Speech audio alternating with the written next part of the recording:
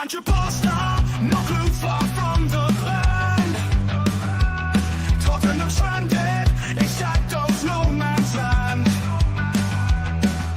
Lost on the pitch, echoes in the night. Fans screaming loud, no end in sight.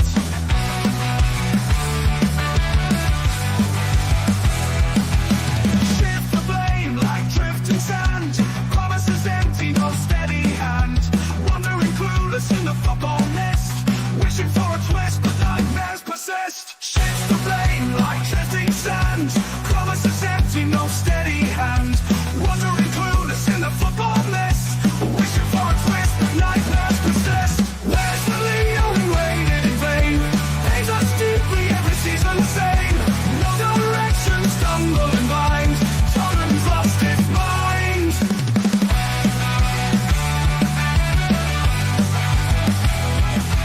Speechless, impressed, they're at the ground. No solutions, nowhere to be found. Fans on the side, hearts turned to stone. Stadium echoes a lonesome drone. Whispers in the air, speak of change. Hope on the horizon feels so strange. Question marks in every wayward pass. And goes the future fleeting fast.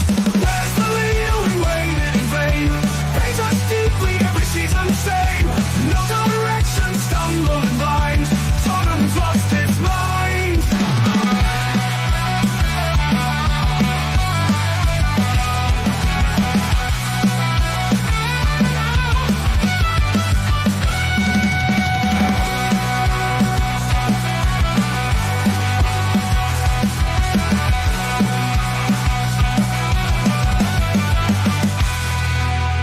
Where's the Leo we waited in vain? Pains us deeply every season the same. No direction, stumbling blind. Tottenham's lost its mind.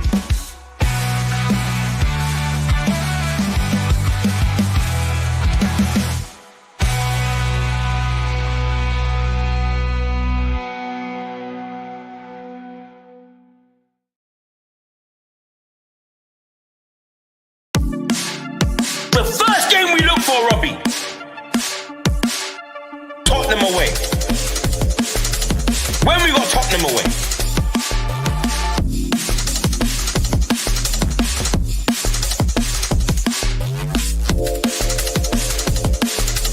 Tottenham away.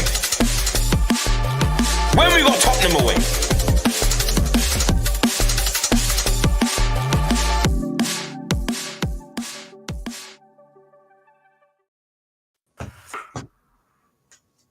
Ange ball again, ole ole. Ange ball again, ole ole. Ange ball again. Right, stop that. Welcome to Tottenham, the best place to be on a Monday night. And you know this, smash a like, hit the subscribe, the notification bell, all that good stuff. Thanks for being here, everyone in the chat. As always, all the Spurs fans and the non-Spurs fans who are welcome to.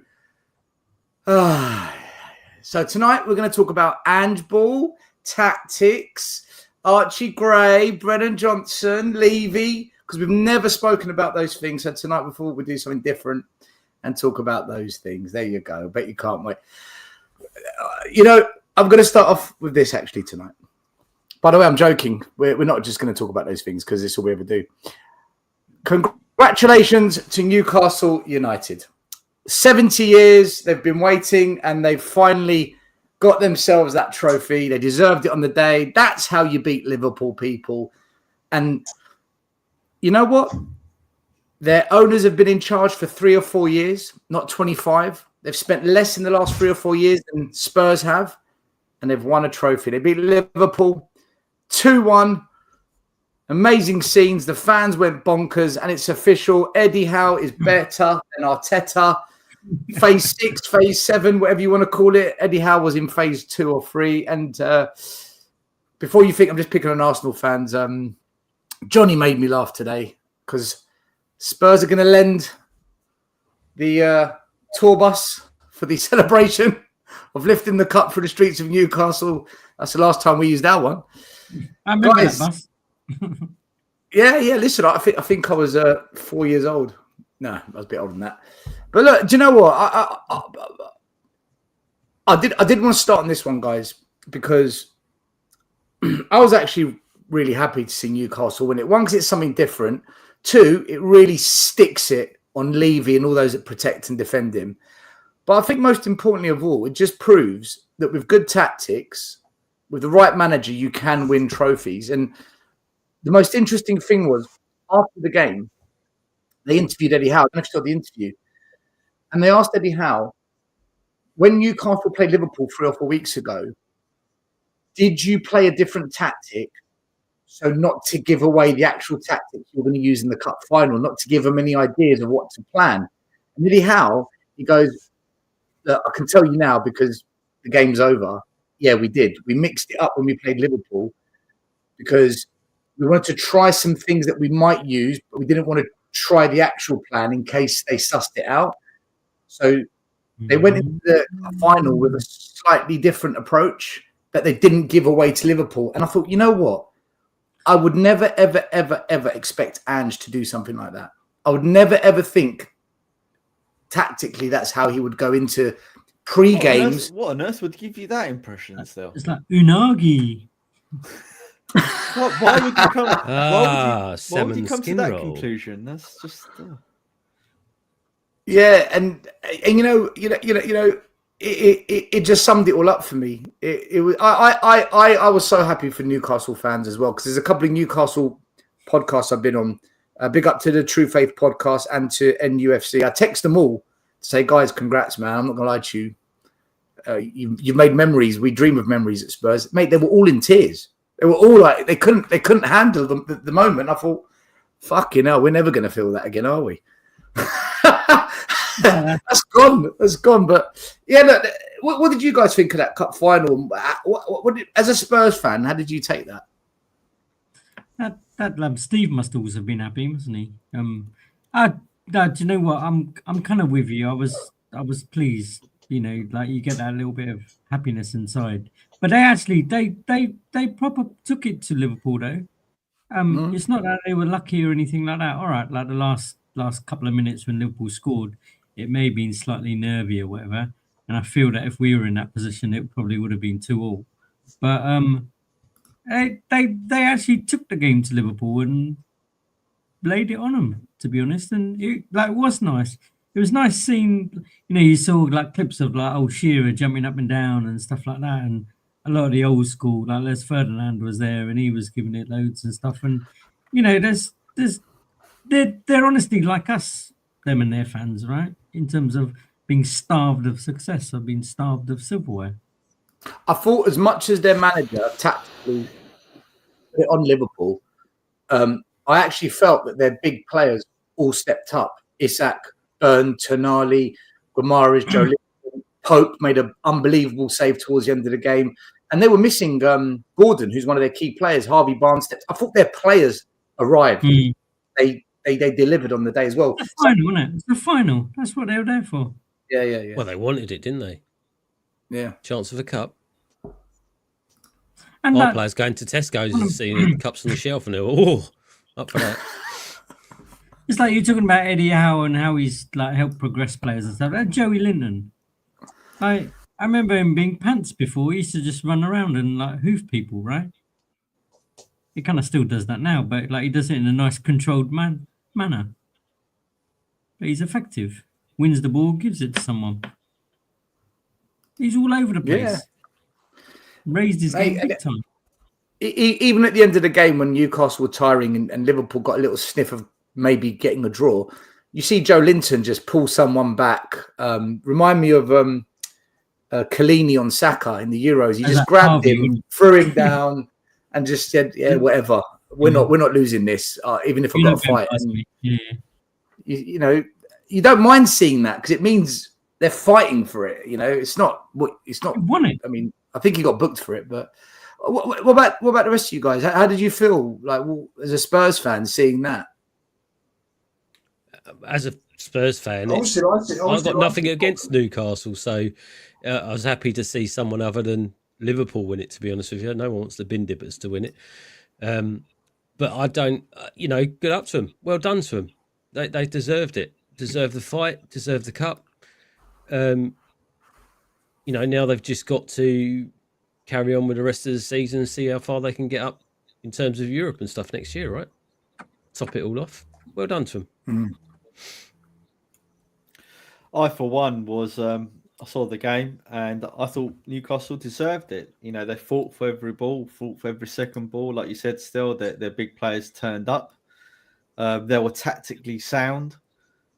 They look like a team that deserved to win that cup. So, and the fact that they haven't won a cup in so long, was all the sweeter. And as a Spurs fan, I wanted them to win.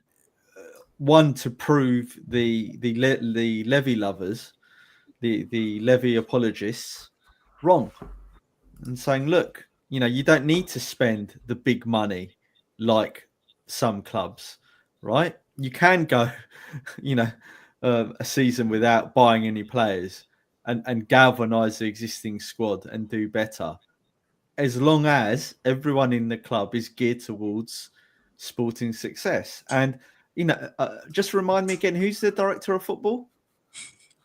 I believe it's a man called Mitchell, but it's just a rumor. Oh, right. Okay. Yeah. Well, someone who there got, you go. got frustrated at our club. It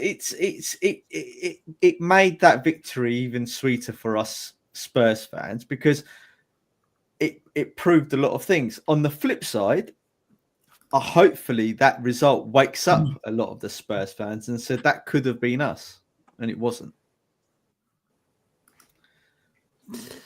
Lubo? Oui, oui.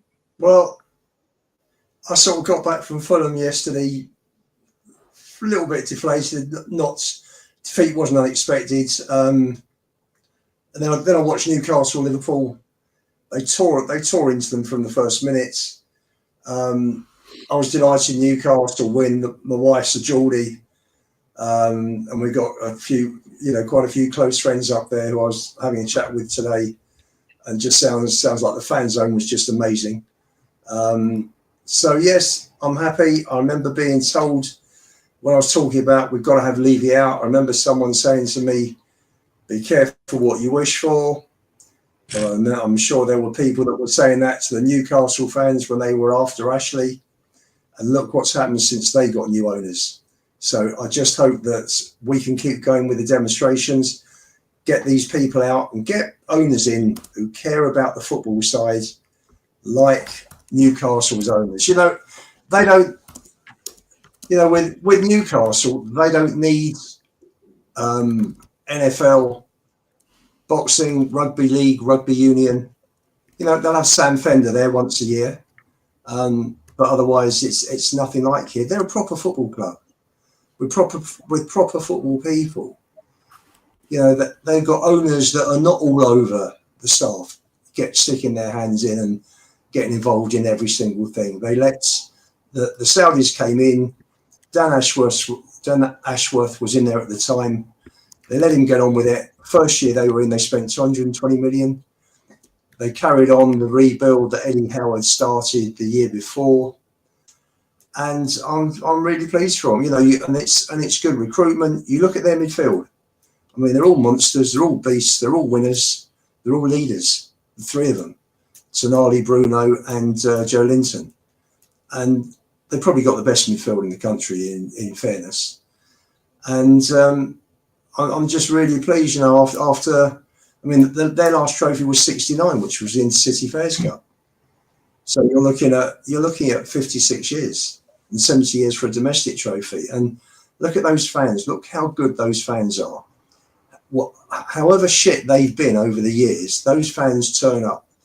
They sell out the away allocation, whatever day, whatever night it is. Doesn't matter where in the country the game is. They will travel in their thousands. They were going down to Plymouth on a midweek, when they were in the division below, I think, and Portsmouth and places like this. They don't care. They follow their team. And I've been there, I've been there for most matches in the last few years. Fans are fantastic. The flags, the banners, the atmosphere that they generate is just superb. And they put us to shame. Every part of their club puts Tottenham to shame. So yeah, I was pleased that a proper football club outside of the big five, and I don't include us. It's not a big six. It's a big five because we're not there. I'm just delighted that another club has won a trophy, and they fully deserved it. They really did. Did you say he spent 200 million in their first year, Ian? The Saudis did, I think. Yes, that's right. So that's like Ange just spent 400. Ange spent about 320. Yeah. Ange spent more. Yeah. Ange spent more. I think that's the point you're making, isn't it? Yeah. Listen, Newcastle haven't built a £1 billion stadium. They haven't got record revenue streams. They don't have record income. They don't have a state-of-the-art training facility that costs £40 million. They never spent £400 million on a squad. They don't have a new sponsor every month. And yet they've won a trophy and we're here saying, yeah, but we're building for the future. It's all about football with it. It's just football. They're fanatical up there. It's a one club city. They're just fanatics, and they love their club. They live for their club. It's how Spurs used to be. Yeah, but Ian, come on, you've got to remember though, right? They've also got Ant and Deck, and we've got a couple of boys from Blue, so See that's where we're going. Winning life. We've got the wrong. We've got Adele though. We do have Adele. Let's give her. I suppose. Yeah. And that guy from America that eats loads of food as well, Adam Richmond. I mean, it's just falling out of the sky. These celebrities, isn't mate. Do you know what? I'll tell you a story about him. I met him in LA in August. I was at an event and he was there, and I went up to him and I said, Adam Richmond, I watched you from the beginning when you first started out. I just want to say hello. And they told me that he's doing a big YouTube collaboration, I think maybe with the BBC. He's going through a tour of food places in the UK. So I said to him, well, if you're ever in North London, you've got to hook me up. I'll take you to a really nice Greek restaurant. You can do a review on Cypriot food in North London. He's like, yeah, I'd love that. He started talking to me about Greek food and whatnot. His knowledge was quite good. Not surprised. He eats everything and anything, didn't he? And then I said to him, I know you're a Spurs fan, by the way. He goes, you support Tottenham? I said, yeah. He goes, oh my God, I hardly ever meet Spurs fans over here. I said, well, yeah, I'm a Spurs fan. Mate, these guys came over to say hello to him. We're talking football. And then he starts preaching to this audience of what a great job Levy and Enoch have done. And our relationship just went south quick. And I said to him, hold on a minute. Can I just correct you on something? Mate, he weren't having it. And at that point, I thought, yeah, you're not going to come visit me in North London. We're never going to go out for a meal for shit, are we? And I just threw a grenade into the argument. I'm like, I'm not listening to this. And mate, yeah, we could do Ant and Deck. We could do with Ant and Deck. Get him on now. Well, get in touch. Bring him on the channel now. Let's see what he's got to preach about now. No, he'll say be patient. We're in a process and all that stuff. But anyway, man, you know what? My heart sank because he was such a good guy, and I thought, I don't know how we can be friends here. I don't know how this is going to work. It's like we've got complete opposite views on. And I didn't. And do you know what? I was this close to telling him I had a YouTube channel, but I thought, no, I better not, because he might influence people to all just turn against the channel or something. But yeah, look, that's that. I want to run this past you guys. There's a clear divide amongst fans over Ange in and Ange out, and it's getting to that point where something has to give, right? So Ange in the past has had little altercations with the fans, but on the weekend after we lost to Fulham, Tell had to go up to the fans and tell them we've got to be together. We've got to be together, because there was a lot of abuse being thrown towards the players and Ange after the game. And then fans called Ange out as he went through the tunnel. And then Ange, he snapped and had a pop, and then the players had to get involved, and some of the staff had to come over and calm it down. And I saw this message, and it kind of summed it up. The manager's fighting with the fans. The players are fighting with the fans. The fans are fighting with the fans. Players are fighting with the ownership. The club's a mess from top to bottom. The board doesn't care. Football's not a priority. as much as we blame Ange and as much as we say he's got to go, it is covering up the bigger picture, isn't it? That something has to give now. And let's say Ange is sacked, which I don't think he will be, by the way. I mean, we can have that chat. This situation where everyone's at each other's throats, it is beginning to get to that toxic place, isn't it? I don't think it's toxic yet, but it's building. What do you make of this? Arguing with fans and Ange snapping at the fans again after. And I just want to say, Ange said, let fans feel how they want. Well, the fans are showing you how they feel. And Ange also said, when he was asked at the start of the season, how do you measure if you've done a good job? And he said, the fans will tell us if I've done a good job. Well, the fans are telling you what they think and you're snapping. So there's a lot of contradiction and hypocrisy going on. Surprise, surprise. Ange just contradicted himself. Ooh, I never said that. I've only been saying it since you joined the club. But, Didn't see that one coming. What I find really disappointing is even the fans and the YouTubers who agree with our side of the argument, they still come out with the same rhetoric that if we change the manager, what is going to change? And I think they're losing sight of Tottenham as why they watch football and Tottenham as a football club.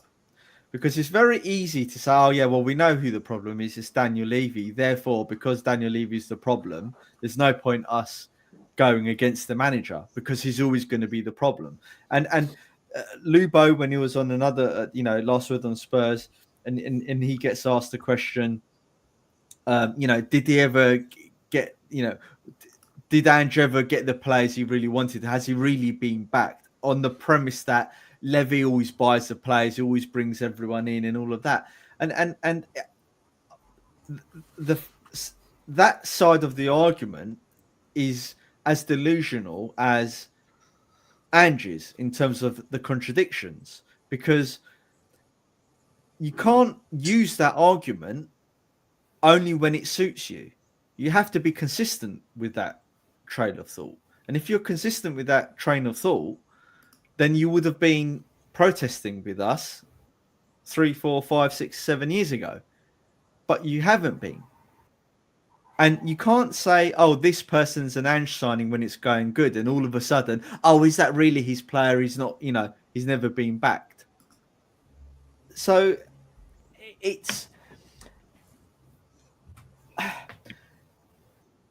I'm just very disappointed that a lot of the fans don't know the Ange out argument and why we're failing argument very well, even though we discuss it week in, week out. And some YouTubers, not you, Ian, but some YouTubers who also run channels can't make that distinction between why they're watching the football, why we want Ange to go in terms of bringing back a good, solid, consistent pattern of play, style of football, a football that doesn't humiliate us every week, and why we want the ownership to change. Not change as in F off, go, change completely. So, yeah, and I'm trying not to rehash all the arguments because we've done that a million times. But and your question, Estelle, was what's going to give and would I make of what Tell done and what Ange done? And this can only be fixed by Daniel Levy, right? Because he's created this mess. His marketing team, the board have created this division within the club on purpose, by design, right? Therefore, the only thing that can fix this is if the priority changes to football. And that can only happen if Daniel Levy leaves. The manager is in lockstep with Levy. Be under no illusion, Ange is the ultimate yes man. I've been saying this ever since he's joined. He is the ultimate yes man. He will do whatever the club tells him to do. He will do whatever Levy tells him to do. Because he was never in a position, Maz, to make demands because he was Right. a nobody.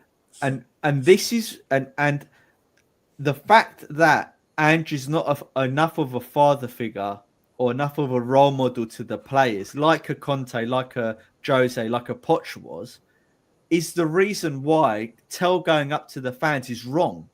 Because you shouldn't have an on-loan player going to the fans trying to persuade them to all be together. That should be in either Son or Maddison or Romero. That shouldn't be Mateus Tell. Those senior players should be telling him, giving him a clip round the head and saying, what are you doing? Get in the changing room. So the reason for that, Maz, that is that those three players you just mentioned know how poor we've been this season. Yeah, they're well aware of it. Well, and why I said yesterday, Ian, I said yesterday, if those players have anything, I'm going to go on a rant now. If those players have anything about them, they will hand in a transfer request and leave. Because one of the reasons I think why the players of the past always went to Daniel Levy to tell him sack the manager because they're shit or whatever. In some respects, they did that because they had standards. They wanted to win. Therefore, at the first opportunity of trouble, they thought, "Oh, you know what? Fuck this! I'm just going to go to Daniel and try and get this sorted." Right? And you know, they either stopped playing for the manager as well. Now, I'm not saying that's right, but we don't have any players with any ambition and any standards anymore. We don't have any. None of them are winners. The only semblance of winners we've got is Romero and maybe Maddison. Correct. Because they're the only two players that are throwing their toys at the pram and showing any angst about what's happening at the club. Maz, on that point, very quickly. And the car. In the summer gone in 2024 and January window 2025, we signed a total of 9 players, including loans. 9 players we signed this season, including loans. Of those 9, have any of them seriously impacted this team? I just did a bit of advertising there. No, they haven't. I've said, how many times am I going to say this as well? I've been consistent in what I've been saying, and I'm not going to change it. Ange had the opportunity to build a squad in his own image. He came in, he had a clean slate, right? No manager's ever been backed under Daniel Levy like he has, ever. Financially. Never happened. Financially, yeah. Financially, right? Therefore, he could have said, I want this player gone, that player gone, that player gone, and the club would have done it for him, I think. Right? So, and he's configured that squad awfully, really bad. And if you look at how his pre-seasons have gone, no wonder. He spent the whole of the pre-season this year playing the kids and then proceeded to ship them all out on loan. What on earth is he doing? Why? As I said, he has no weight at this club. Everything that has been happening at this club has been given to him. He's not had any say in any of this. I'll stick to my guns on that. Yeah, but because fine. No but one, why no do one you guys? burns Okay, I'm this going to cause bad. an argument now. Why do you guys then? When I say our next manager, I don't care who the manager is, but the manager that comes in has to be of the mode of a Jose or a Conte, someone with balls. Because one thing, the other side of the argument is right is when they say, "Oh, if you sack Ange, nothing will change because we'll get another manager in." Yeah, that will happen if the manager that comes in hasn't got enough balls about him to say, no, I know how to run my football team and make them play. And I know what players I need in that system. So if you're not going to get me the players I need for my system and the ones I want, then there's no point bringing me here. We have to accept, which Maz. is why we have to Levy- accept. Levy- Let me finish. Levy won't get a Which is manager, why it took him 3 months to find Ange, and before him, it took him another 3 months to find the manager before him, and why they've been struggling, because any manager's worth their salt, Nagelsmann, who refused us, turns around and says, "Wait a minute, you want me to come and manage for you guys, and I can't even bring my team with me." I agree with you, mate. I absolutely agree with you. And just before you go on, Stel, I'll let you rant. No, go. I think this is so the position at Tottenham now, until the managers, until Levy goes. Remember, Levy and Ange is two separate things, right? They're two separate issues. If Ange goes, and I think after when a manager or a CEO of a company sees one of his employees start going after the paying customers, you're walking a tightrope, I'm afraid. You saw what Iggy and that put in WhatsApp last night, right? If that happened in the likes of Italy or Spain, your car would just have to have no wheels on it afterwards as a manager of the club.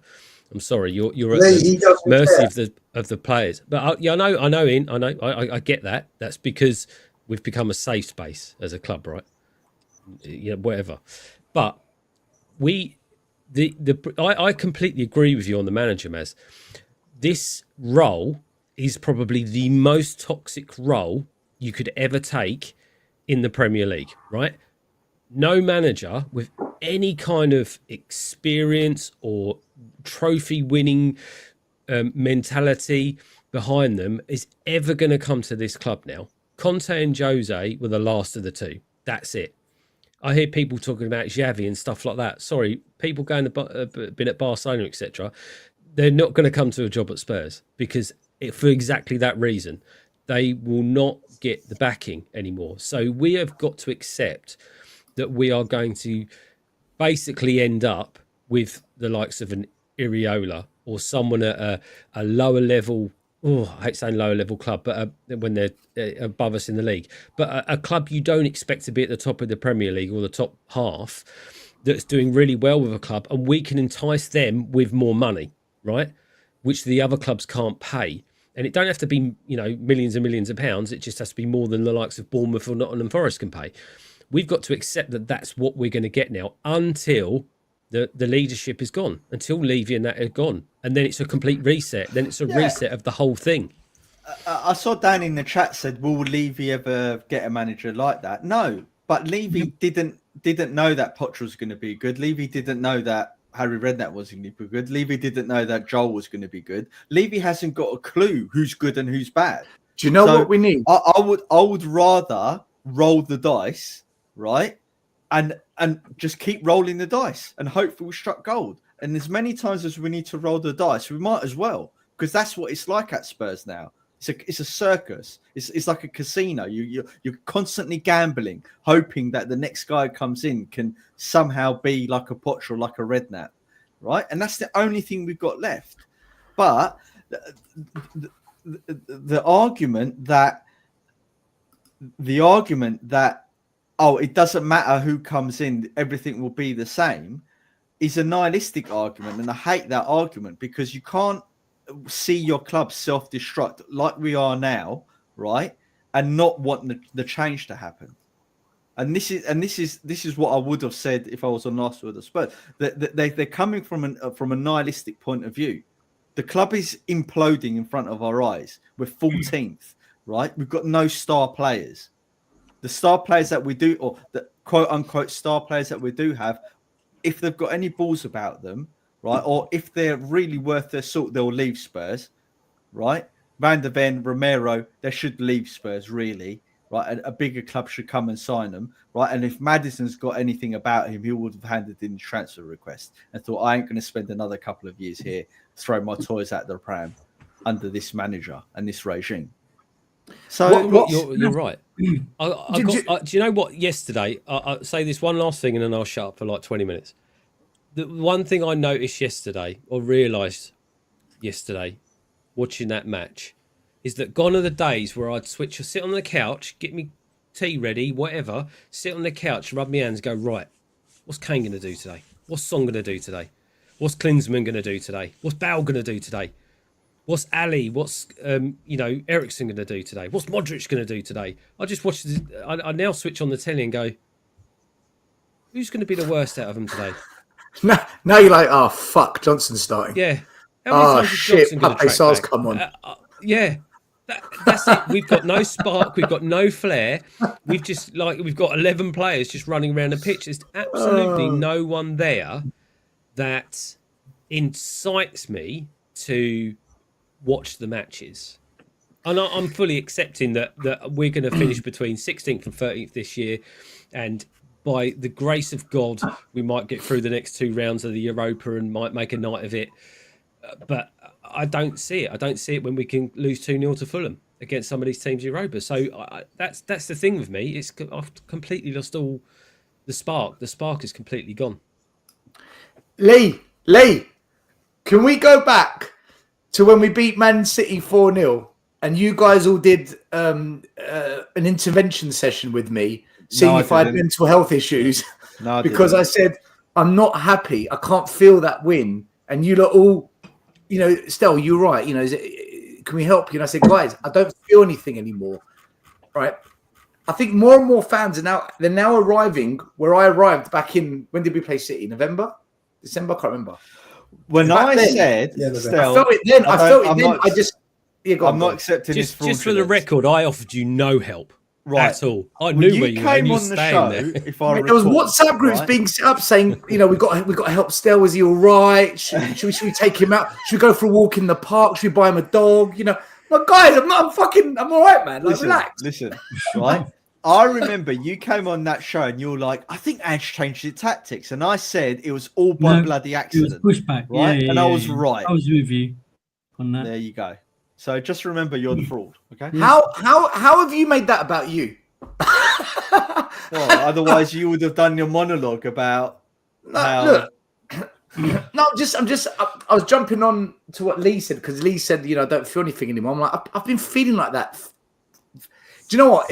It began with Werner signing again, but I don't want to go back to all that. I've said it 1,000 times. You don't want to go back now. Still, it wasn't just yesterday, mate. I've been feeling like this for a long time. Of course, it's been coming, but now you feel comfortable talking about it. Now you're coming out with it. You're coming out, Lee. You're coming out. I said it a couple of months ago. Completely. Mate, I spent 4 months arguing with YouTube channels, podcasters, saying to them, like, what are you lot talking about? What do you see? Like, what? Anyway, I want to talk about the next manager, Maz, because I agree with half of what you said, but not all of it. I don't think a Conte or Mourinho is what we need next. I don't.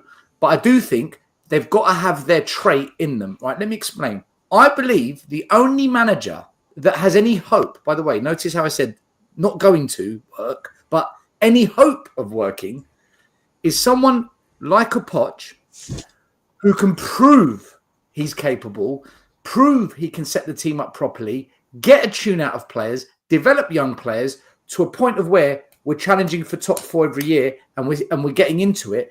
And then the fans will believe, do you know what? This manager's got it. This manager's got it. Yeah, but wait, hold on. Wait. Let me finish. Because this is the context part. We need a manager that can prove they've got it. But then that manager needs to have the Conte in him to say in a press conference, out of the blue, catch everyone cold, I've done the best I can. I'm doing things at this club that most managers, I think, would struggle to do. And the fans are happy with the football. They're happy with the results.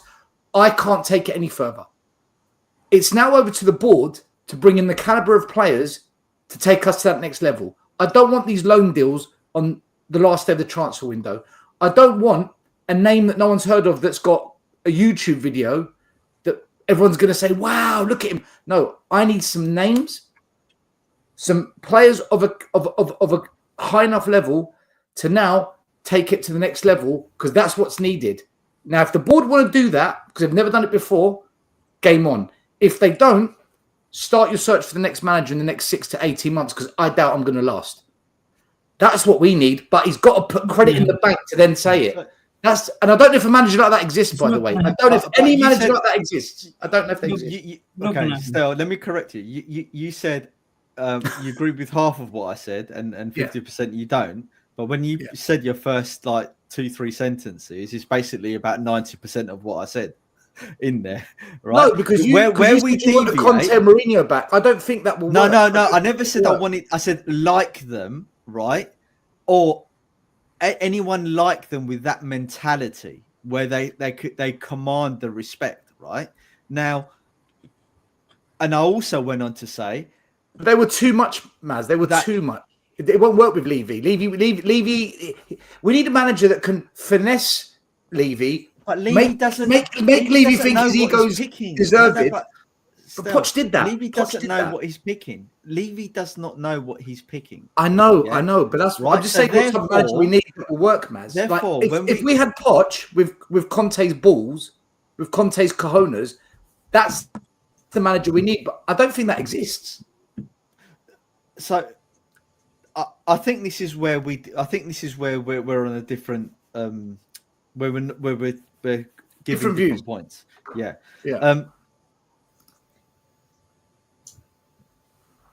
The situation at Spurs has changed. I don't think we can get now a manager, right, that is going to come in. Then once he's proven himself, let's say in the first year, will then start demanding stuff. Because during that first year, Levy and the board would have done their indoctrination exercise on them and got them speaking Tottenham's language. They fucked him over straight away. A bit like what happened to Postecoglou. If you remember, he came in saying, "I want to win things. I want, let's put aside his contradictions because we'll drive ourselves nuts." But that's the wrong manager for us, then. That manager's the wrong manager for us. We need a manager who's going to play the game at the back of his head. Let me finish my point. I haven't said my point yet, right? You're saying something that I didn't say, though. I just wanted to. No, I'm giving you context. Yeah, everyone loves the word context. I'm giving you context. Right? Balance. Use the word balance. It makes us look good. Say we're balanced. We're balanced. Good one. Right? Postecoglou came in, right? He was I believe when he first came in, he was saying all the right things that we wanted to hear because we were all impressed with him when he first came, right? We had that 10-game run and we thought he was saying all the right things, and then we lost, and then he started contradicting himself and everything fell to pieces. But what you saw over that season is a guy that effectively got fed the Kool-Aid, right, and the Levyisms, and completely turned into the ultimate yes man, right? And that's what Levy does to those types of managers who are weak. You can't do that with a Conte. You can't do that with a Jose. You can't do that almost with a Pochettino either, right? Because Pochettino didn't drink the same Kool-Aid as what all the other managers done. You can't really do that with a Redknapp either. What I'm trying to get at is you need those characters that can't be easily manipulated away from their principles and what they've learned as managers, which is what you're saying still. But he's not going to employ someone like that, though, is he? No, but he doesn't know what he's employing, JP. That's what I'm saying. How does he know? He stumbled up. Yeah, Maz, it's luck. It's pure luck. I just feel... I'll go back to what I said. The only manager that I think has a hope in hell of working at this club, and it will be lucky if we get him, because Levy won't want this type of manager, is a manager that makes the club think, yeah, I've bought into you. Yeah, I'll say that. Yeah, right? Yeah, but at the back of his head, but when the time comes, I'm going to put it on you, but the fans are all going to be on my side by that time. When Conte did it, he'd lost the fan base. It was only this channel defending Conte. Every other channel was Conte out, get him out. When Mourinho left, we went ballistic on this channel. We went ape shit. The other channels were like, okay, we'll just accept it. Whereas if a manager came in, won the fans over, and then he landed it, I think then Levy's got a massive problem on his hands, because the fans, I think then, are going to be like, nah, you ain't doing that to us again. But unfortunately, for Ange, he's been so shit, the fans want him out now. And he's been shit. He's not been good enough. I remember having that conversation with you still. You saying, the fans will get apeshit if he gets rid of Ange. I told you he won't. They won't. It's because Ange stinks, though. He's absolutely stunk the place. Well, get the other. I've done a shit. In a way, would you say he's been put in an environment to turned out to be shit? What I will say really quickly is just going back to your original question. about all the fans fighting each other and Ange fighting each other and this one's fighting that one and Yeah, everything. the club's a mess. The club's a mess. The only person loving it, sitting back, opening up his biscuits, pouring a cognac, is Daniel Levy. Yeah, you lot just create all that mayhem, create all that melee in front of you. I'll just carry on counting. Thank you very much. You lot carry on. And then when he's out the cup, his P45 will be in the post. Job done. We'll just pick another one. And this is like I'm not going to say I half agree with you, Maz, but I honestly don't think. I think we agree that he's not going to go and get Conte again, or someone like that ain't really going to come anyway, right? If we end up getting someone who's going to be good in a year's time or 2 years' time, by the second year they're going to get screwed over. They're going to become like a Postecoglou. So I don't think we'll ever get to that point again of having someone who could achieve something like Poch, and as you and Stowe were saying, will have the backing of the fans, because they'll get screwed again. And that's what I said, JP, though, right? I really don't want another manager and another manager. I want that bloke upstairs to be gone. And one thing I will agree with you, 2 seconds. One thing I will agree with you when you say, do you know what? Rather than just sitting there and taking this same shit, you have to go for a change. You have to push for a change. That's what I would say about the board. And that will always be my argument against someone who says about the board, oh, you'll never know who you'll get. Oh, you may get someone who takes all the money and stuff. Well, do you know what? What's the fucking motto of our club? To dare is to do, not sit there and fucking take it. That motto is an absolute waste of space for the last 3 decades. That's how it should be, right? It should be that. But I did say a lot of what you said, JP, in response to things. I don't think we're a million miles apart. Ian, you've stayed quiet so far. What's your take on it? There is no chance of Levy backing any manager. They are risk averse. At the end of the day, they are completely risk averse. And Levy got lucky with Poch. Paul Mitchell had brought in a lot of good players. Most of that team were brought in before Poch joined.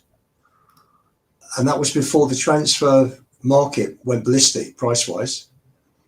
So you're not going to get that anymore, where you're picking up your Lloris's, Dembele's, Vertonghen's, Alderweireld 15, 16, 12 million.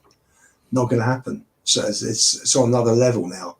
You know, they're talking about a 19-year-old unproven kid in Tel being 50 million. You can see the difference in the last 10 years. Levy's not interested. He doesn't care.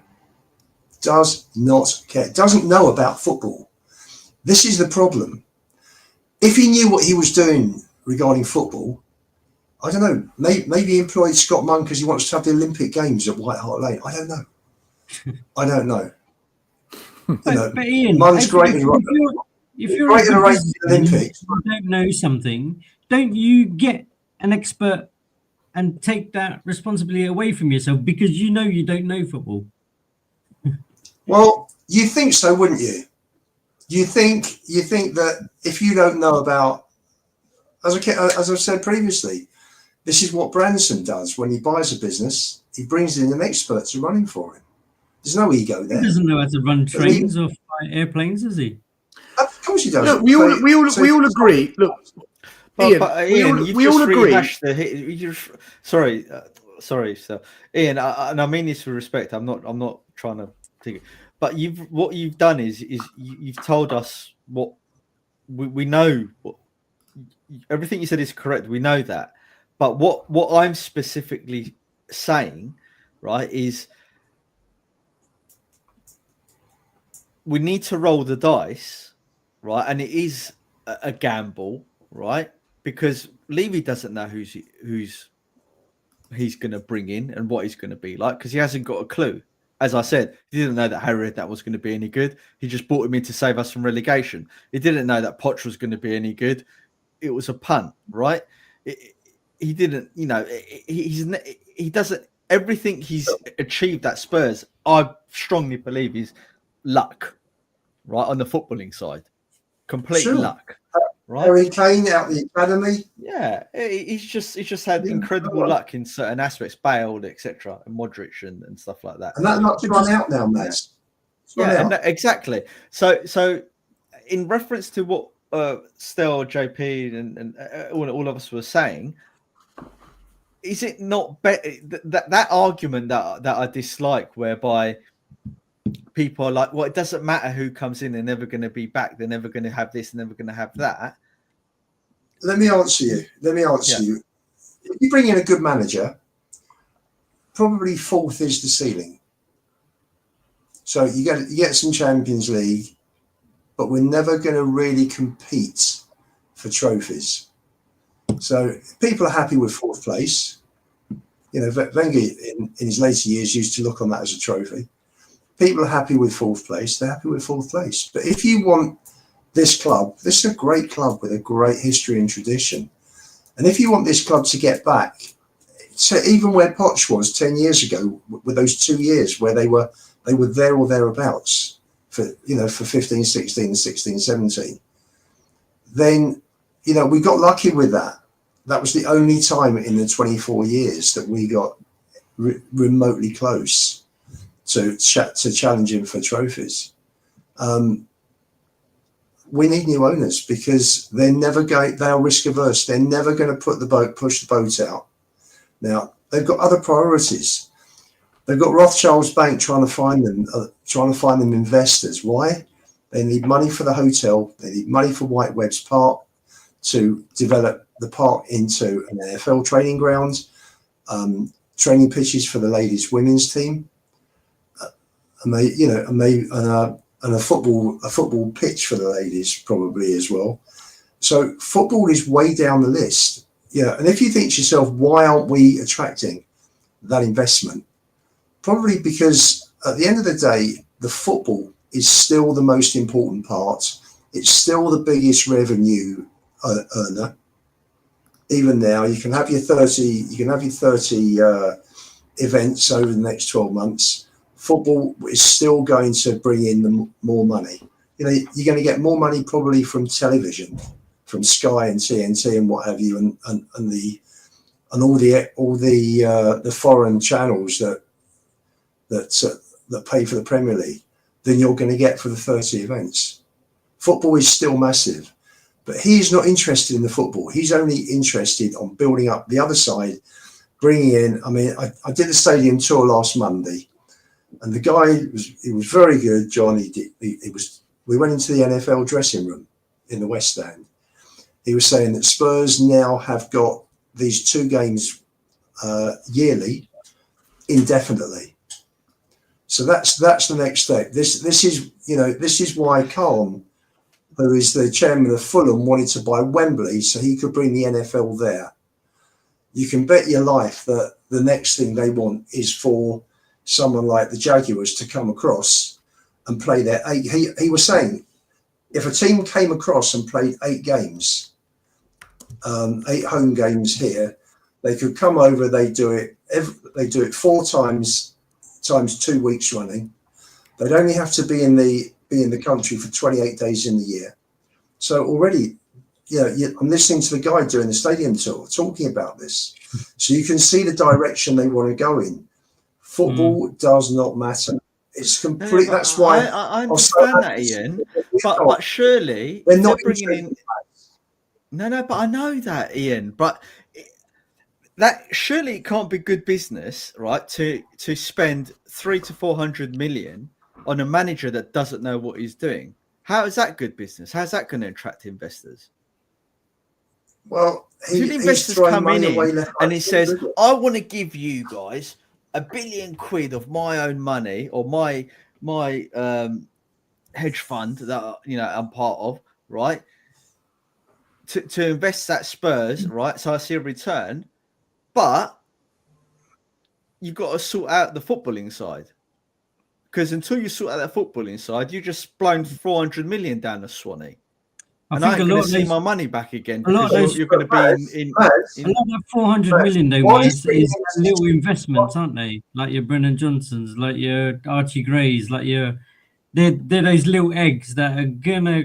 Yeah, but we haven't got a good hit record later, on right? that, though, have we?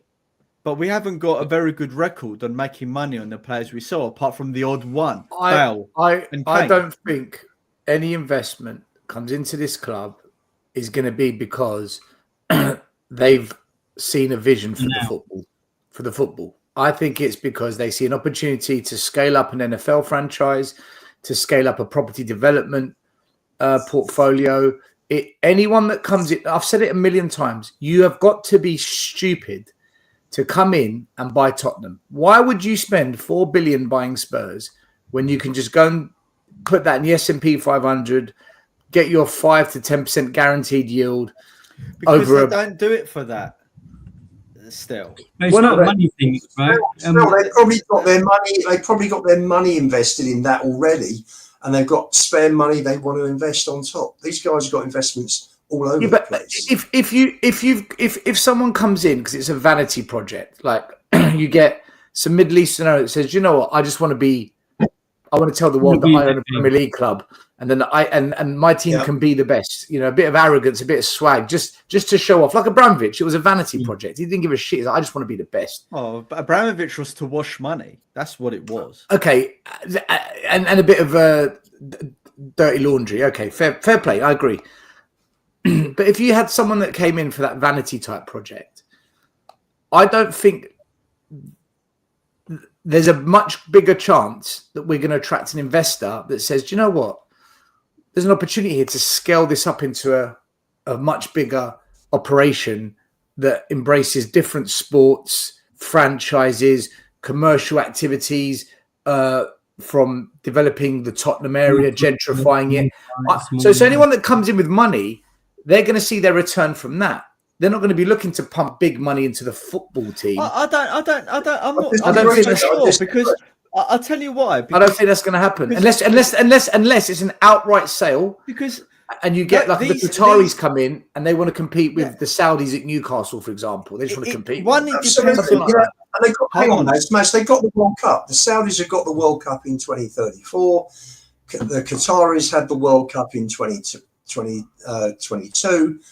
Football is big, the whole thing. The Saudis have gone in heavily on the boxing now. They're taking all the boxing. Yeah. That's right. So they want to be involved in sport big time. They want to be major players globally big time. And for that, one of the biggest things is owning a top Premier League club, because that's where the money is. So I agree. And on that premise, to counter what Stel was saying, whether it's a fund that comes in, right, or a single billionaire, right, comes in, or a state, they will see Spurs as an investment opportunity. One, to grow their brand globally, right? Two, to make Spurs into an elite club, because we're a sleeping giant now, as we are, right? And we're eighth in overall in the money league, and they'll be thinking, hold on a minute, if we do a bit better decisions than what Levy done, we could double the turnover of Tottenham Hotspur. And I think that's doable, because as you said, Ian, right, and you keep reminding me on this, our most profitable season was 2019. Yeah, as a club, right? So that the scope is there to make money at Spurs. It's not rocket science, is it? It's not. Another aspect as well is the land, right? They buy Spurs and the land around Spurs. Who knows what the cost of the land is going to be in 10, 20 years' time in London? So there's money to be had. And I would argue that those billionaires that buy clubs like Liverpool, like United, like Man City's, they don't do it to make money. They do it to expand their portfolios and their presence and gain influence in other things. So I don't think it's something we need to worry about as fans. I just think we need those billionaires to come in for us. That's what we need. I want to. No, for sure. And what we on. need, just to finish off, we just need new people in to come in with the right culture, the right mentality, with a winning mentality and culture, and say, right, bring everybody in, set everybody in the boardroom first week. Right, we're in now. We bought the club. We're going to make this work. We want to be massive. We want to win trophies. This is what we're going to do. That's right. Absolutely. There has been no plan in place apart from making money. There's been no plan in place for the football club since he moved in. Nothing. In fact, there probably hasn't been since Sugar bought the club either. You know, at least with Scholar, he loved the club and he wanted Spurs to do well. But there's been nothing since then. And you've just seen how it's dropped off. You know, since Sugar bought the club in '91, we've won 2 trophies in 33 years. And the previous, I think we won 12 in the previous 48, and we won 2 in the last 33. So it just shows you there. You know, you've got to have a plan. You've got to know what you're doing. You've got to link all aspects of the football side together. You know, recruitment, academy kids, bringing in established players. You know, having a scouting network around the world that is going to bring the top players in, and owners that are prepared to back and take a risk. These guys don't take risks. You know, when there's an opportunity, you know, they're talking about Tell because, you know, there's an opportunity to wipe out a lot or most of the debt that Bayern owes to Ukraine. It's just typical. You know, Madison's cheap because they got relegated. Bassoon was cheap because he had a year left on his contract. Dele Alli was only 5 million, only 15. All opportunities. That's all we do. Levy only looks for opportunities. Everything else takes forever to sort out. If there's decent money involved, like Porro, it takes the whole month to sort out. We all agree. ENIC and Levy must go. Right? We've been saying this longer than anyone else online. We are the champions of Levy out, ENIC out as a channel. We have bashed that, beat that drum louder, prouder than anyone else other than Brian Daigle. Right? we all agree on that. Yeah. Lee, do you know what, Lee? Have you got a take on this? Because you've not spoken for a bit on this. What's your take on this? Let me just straighten a couple of things out, right? The whole talk about investment and the investment in for the hotel and the regeneration and stuff like that of the area. Let's just make one thing straight. That is not Tottenham Hotspur Football Club. That is by proxy of the people that own Tottenham Hotspur Football Club. None of the revenue from that will ever touch the football club, right? That is land owned and developed and being put together by ENIC from promises that they made to the local council to be able to build that stadium, right? The only revenue really that comes into Tottenham Football Club is the match day revenue, player sales, renting the stadium, which I would question. Actually, where does that money go? Because if I'm right in thinking that I can't remember what the ownership structure is of that stadium, whether Tottenham Hotspur Football Club actually own it or it's being rented by them. Well, exactly. So all that money gets funneled into them. So all of these NFL things, Beyonce concerts and stuff like that, yeah, it's great for the revenue of the stadium, but it doesn't mean it's going back into the football club. It's going that way. So this is why I'm ever so confused when we talk about takeovers. If someone comes in and just wants a football club, then in theory they're just buying Tottenham Hotspur Football Club, right? Which means whatever values we've seen chucked around should really only be for the infrastructure of the stadium, the players, the training grounds, etc., linked to whatever's used daily. There's nothing to say that Levy or ENIC couldn't just sell the club as a team and then say, but we own the stadium, we own the training ground, that belongs to ENIC, that belongs to companies that are linked to that. So you can have the club, but we're keeping all of that and you can rent it from us, right? Or this is why no one would buy it then, Lee. Nobody would buy exactly. it. And that's why this is such a hard sell for anyone to buy the club, right? Because and that's why there's such a big value chucked on it, right? Because it's all about the land everything sits on, all this kind of stuff. They're seeing it as what potential it could be rather than what they think it's valued at right now. This is why we are not going to see a sale of anything for a long time, and not just because there isn't people out there that can buy. Obviously the amount of people that could buy the club or what they're valuing it at is very small, but also just the mechanics behind it.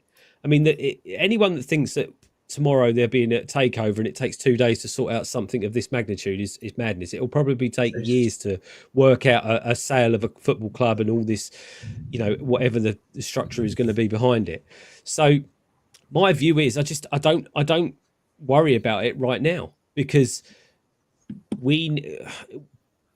I think it's so complex that, yes, I agree that we need the owners out and we need people in here that are football minded. I mean, when you talk about the seasons with Poch and Redknapp and all this kind of stuff, there's one catalyst that was different back then, is that in the background you had the likes of Mitchell and stuff like that.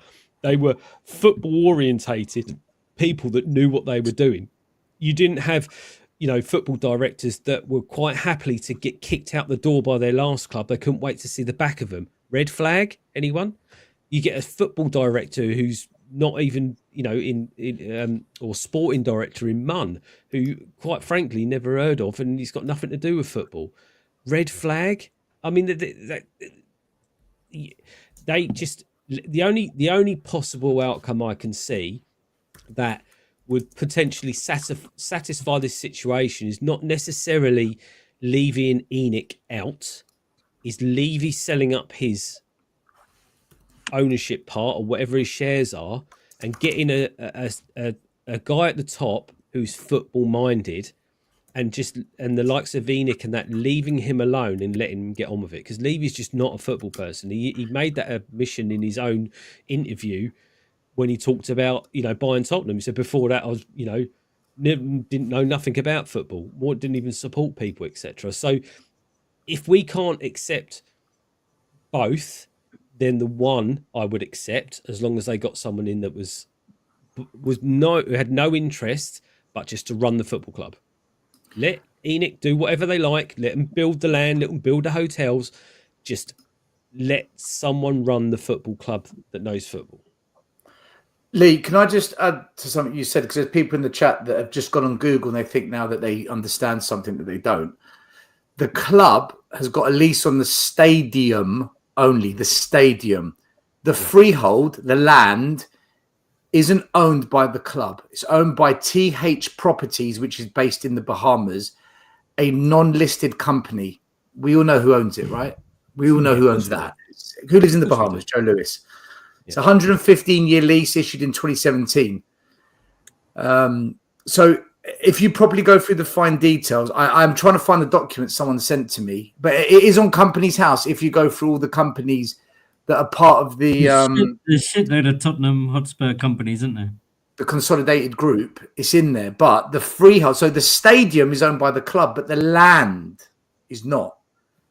Think about that. Who really owns renting what? A flat. Exactly. That's why I say it's so complex. It's not as simple as just someone coming to buy the club, because it doesn't work like that. See, this is why if they sell the club, whoever comes in is going to be smart, top lawyers, top accountants. They've made a lot of money. They know how to make money. They know how to keep money, or so they should if they're billionaires. They're going to say, right, I'll buy the club, but I need to buy the freehold land as well. You need to transfer that into the company I'm going to buy. And there's no way they will not relinquish it, because no one's going to buy the club, because they could kick you out. They could kick you out of your own stadium. They could say, right, we're building flats on the land. Get out the stadium. It's like your house, isn't it? That, you go and like pick a house and stuff. You don't want to spend like £1 million on buying it if someone actually owns the land. Mate, land is everything. That's where it's at. I do want to quickly talk about something to do with Ange as well, because we've got, as always, we've gone to Levy and Enoch and the usual. But actually, just before you say that, I just wanted to say one other thing. and this is going on to Ange and thing. I think there's two things that's happened this week. Ange, by biting back at the fans, has given Levy a reason to sack him other than Being the shit results, right? And not knowing what he's doing. And secondly, he is screwed the next manager if he does get rid of him as well, because Levy will have the momentum to say now, well, hold on, I spent 300 million or whatever it is on the last manager. I'm not doing that again. You will get what you're given, and you either take it or that's it, because he's not going to invest in, as I say, toxicity. No manager worth their salt who doesn't want to bring their own team in, do the things they want, get the players they want, etc. It's just not going to work now, because I said that, he's spent the money. And he said he's not going to do it again. Risk averse, like Ian says. Yeah, he's not going to take that risk again. He's spent 300-400 million. He ain't going to want to do it again. Which is why we keep hold of Richarlison. Which is why, he probably turned around and said to Ange, the conversation would have gone something like this: Daniel, mate, we're losing Harry Kane, right? Who's going to be our replacement? What plans have you got in place? And Danny's going to be like, Ange, I bought Richarlison. Mate, I'm telling you now, he's a replacement. And that's how it will go. That is what Daniel Levy's like. Although history does show that Levy tends to spend most money when we drop out of Europe to try and fund a pathway back in. He spent 200 million under Ange when we were out of Europe. He spent a lot of money on Jose when we were out of Europe. He tends to spend. It's when we get into Europe he starts being. And there's another daft thing, isn't it? You go, he starts being super tight. It's weird. Money catching up? Why are you wasting money catching up when we're there and you just spend a quarter of that or a half of that? You're in that space. JP, you know what I mean? Daniel Levy has never invested big from a position of strength. He's never ever done that. I don't know once when we've been in a strong position, Levy said, right, we're gonna put some money on the table here. I find it really difficult to fathom how Daniel Levy's so bad on the footballing side and spending money. The amount of money he's wasted on rubbish is unbelievable. It's a full sorry, Philip, just to answer that question, actually, you're wrong. He does need an excuse, because if he just sacked Ange for no reason, well, not say no reason, but the results or whatever, there's still a very large conglomerate of fans that would attack Levy because of the fact that he sacked Ange. As soon as you've got a manager that starts attacking the fans and losing the fans, then there's an excuse. He's got a get out of jail free card. He's a rat. He always finds a way out of it. And this, as soon as you start attacking the fans, and he already did this, with the whole Man City debacle, etc., and now he's starting to bite again. You can't. That's all Levy needs. That's an excuse. Well, it's not my issue. He started attacking the fans, so I can't have a manager that does that. Nothing to do with results. I don't want him around. It's just honestly, he's a snake. Can I bring up the stats on Ange? Right. I want to bring up the stats on Ange because it's absolutely insane. It is literally mental, this. So Tottenham are currently on course to record their worst amount of losses in a Premier League season. So we're currently, this is fourth from bottom worst season. So in 93, 2000, 01, 09, and this year 25, 15 losses. There's still 9 games to go. So we could either equal our worst ever, which is 94 and 04. We're going back to Ozzy Ardiles, by the way, now. That's Ozzy Ardiles. Or we could actually break all the records. Then only Ipswich, Leicester, and Southampton have picked up less points over the last 15 games than Tottenham. So basically, all the teams relegated are the only teams who have picked up less points in the last 15. And this one, sorry if it's a bit small, right? I'll read it for you. Some of you might be watching on a mobile phone. The most home games conceded first in a calendar year. the worst home winless run since 2008, the most shots faced in the calendar year in 2025, on course for a highest number of losses, just explained, most goals conceded in a calendar year since 2008, longest run of consecutive Premier League defeats in 16 years, most goals conceded in all competitions in a season, and that was by February, so we're topping that up. We conceded 57 goals across 39 games in all competitions, a figure worse than anyone other than Leicester and Southampton. 3 North London derbies lost in a row, the first time since 1989. Hasn't happened in 36 years, but it happened under Ange. Our worst points tally at this stage of a season since 2009. And a 0-0 after 90 minutes against a team 96 places below us in league football. Yeah, that was Tamworth away. He has literally battered every negative stat out the water. Honestly, there's people saying he's the man. He's the best negative record of any manager. He's the best achievement. He's the number one fake positivity manager ever. Like, we are going back to the Jerry Francis's, the Christian Gross, the Ozzy Ardelias here. He's either on a par with them or he's beaten them. It's crazy. We got our Tottenham back. Do you know what? That we've got our Tottenham back is going to go down in history as one of the most. That's on a par with Nuno, who said, "We're going to make you proud. We're going to make you proud." It's one of those.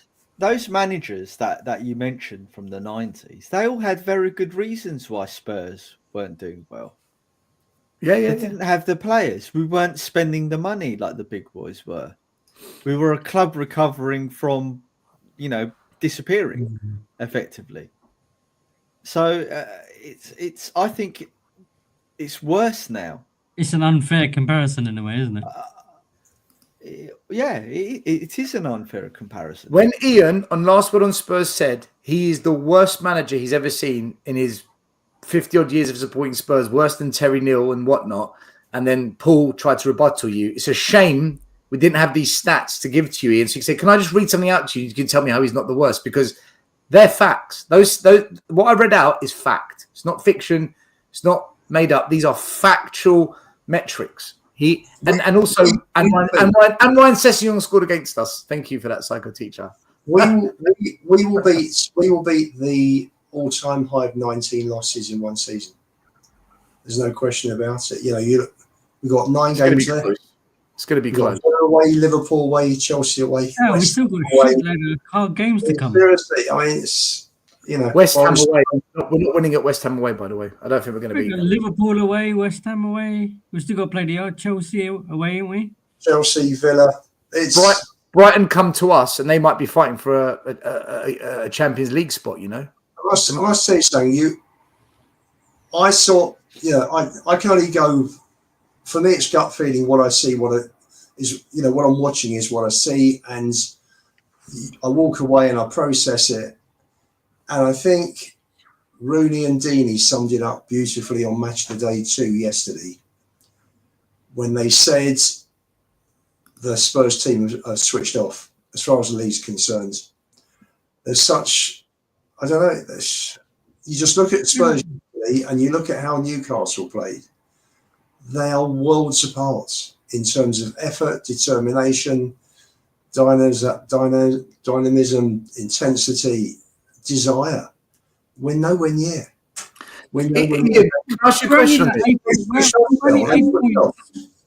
8 points of 17th place, We're going to finish 16th, 15th or 16th this year, Spurs. I think we are going to finish 15th or 16th. I don't think we're finishing 10th or above. I don't see it. I think United have got a horrible run of games coming up.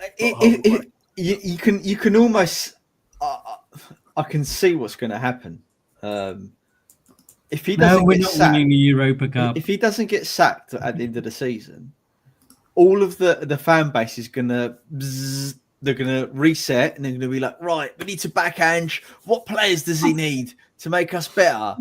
And then it's gonna be like nothing happened.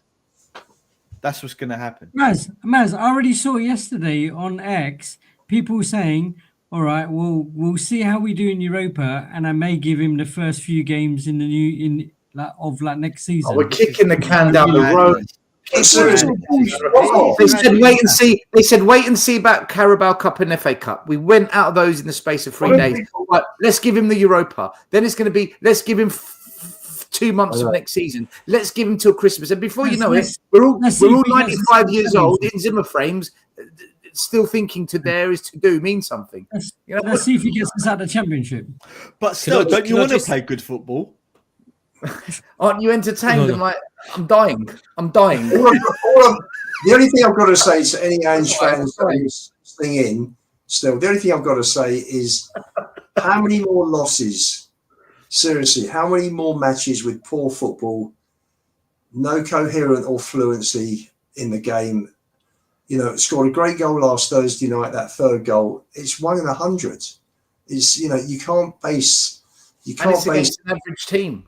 It's against just AZ Alkmaar, for fuck's sakes. Well, listen, as I said last week, hold on, just I've got to drop. Oh, yeah, that's okay. But as I said last week on the show, right? Reality check for most of the Spurs fans that want him to stay, right? You have seen over the last 2 years exactly what he's like and what he does. Even if we win the Europa League, right? We are not getting, that doesn't mean we're getting, he's not going to spend another 150, 200 million on Ange, right? So what we've got now, minus those that want to leave because they've fed up and they want out in the summer, is what we're going to end up with next season, bar maybe a couple of extra signings. And imagine what we're doing now, but then in the Champions League, right? We can't even get great results against bang average teams in the Europa. Can you imagine coming up against some of these teams in the Champions League? We'll be the absolute joke of the competition. We'll be like young boys, right? Here come young boys of England. It will be an absolute mullering. The pasting boys of England. I would just... I couldn't care less if he wins it or not. He's got to go. One-off games does not tell you how it's going to end up over a season. If he wins the Europa, I'll give him another year personally. Because why? Why? Come on, man. 100%. He wins the Europa. He ain't winning the Europa. Guys, hold on a minute. I never said we're going to win it. I've said we're not winning it. I've said we're not winning anything with him. I said if we win it, because Lee said if he wins the Europa, right? I'm going along with Lee's fictional wet dream. If Ange wins the Europa, he will be the first manager in 40 years to bring European trophy success to this club. He'll be the first manager since 2008 to win a trophy, and he'll be getting us back into the Champions League. Listen, and he'll be the first manager still. This is where that little glimmer of Spursiness is still in you. Just leave in, isn't he? He's absolutely Levy in.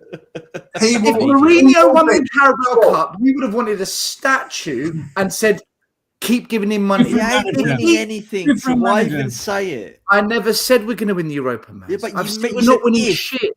Yeah, because Lee said if we win the Europa. I didn't say he was going to win it. He's delusional. No, I didn't say he was going to win it. What I said that's why I'm going with his dream. But it's a wet dream.